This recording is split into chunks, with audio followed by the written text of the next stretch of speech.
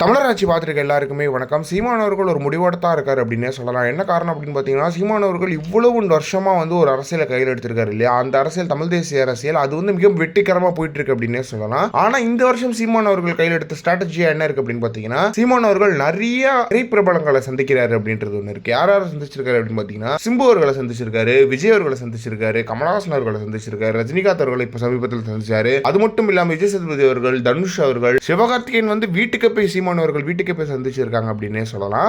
ஒரு திரைத்துறையிலிருந்து தான் அரசியல் ஆரம்பிக்குது அப்படின்றது ஒன்று இருக்கு. என்ன அப்படின்னு பார்த்தீங்கன்னா இப்போ கலைஞர் அவர்கள் திரையில இருந்து அரசியலை பேச தொடங்கினாரு. அவரோட திரைப்படங்கள்ல அவரோட வசனங்கள்ல பேச தொடங்கின அரசியல் அதுக்கப்புறமா வந்துச்சு. அதே தான் அண்ணாதுரை அவர்களும் பண்ணாங்க, ஜெயலலிதா அவர்கள் பண்ணாங்க, எம்ஜிஆர் அவர்கள் பண்ணாங்க. நடிச்ச அரசியலுக்கு வர்றது தான் பிரச்சனையை தவிர்த்து அரசியலை ஒரு வசனமா எழுதி அதை ஒரு புரட்சியா ஏற்படுத்துற ஒரு அரசியல் இருக்கு இல்லையா? அது ரொம்ப முக்கியமானது. சீமான் அவர்கள் இயக்குனராக இருந்திருக்காரு. தம்பி போன்ற ஒரு சமுதாயத்தில் விழிப்புணர்வு ஏற்படுத்துற கூட படங்கள் நிறைய எடுத்திருக்காரு சீமான் அவர்கள். அப்படிதான் அரசியல் வந்திருக்காரு. எனவே இப்படி ஒரு அரசியல் சீமான் அவர்கள் இது ஒரு புது ஸ்ட்ராட்டஜியா கையில் எடுத்து சீமான் அவர்கள் இதை பண்றது மிகப்பெரிய ஒரு வெற்றிக்கு தூண்டும் அப்படின்னே சொல்லலாம். என்ன அப்படின்னு பாத்தீங்கன்னா இப்போ சீமான் அவர்கள் போய் சேராத இடத்துக்குலாம் ரொம்ப ஈஸியா போய் சேருவார் அப்படின்றது இருக்கு. சீமான் அவர்கள் எந்தெந்த ஊடகங்கள்லாம் காட்ட மறுத்துச்சோ அதே ஊடகங்கள் காட்ட மறுக்காம இருக்க முடியாது அப்படின்றதுலயும் எந்த ஒரு மாற்றமே கிடையாது. அந்த அளவுக்கு சீமான் அவர்கள் பயங்கரமான ஒரு ஸ்ட்ராட்டஜியை கையில் எடுத்திருக்காரு. இந்த ஸ்ட்ராட்டஜி வெற்றி ஸ்ட்ராட்டஜின்றதுல தவிர எந்த ஒரு மாற்றமே கிடையாது. சூப்பர் அண்ணா அப்படின்ற மாதிரி இருக்கு. இந்த மாதிரியான ஸ்ட்ராட்டஜி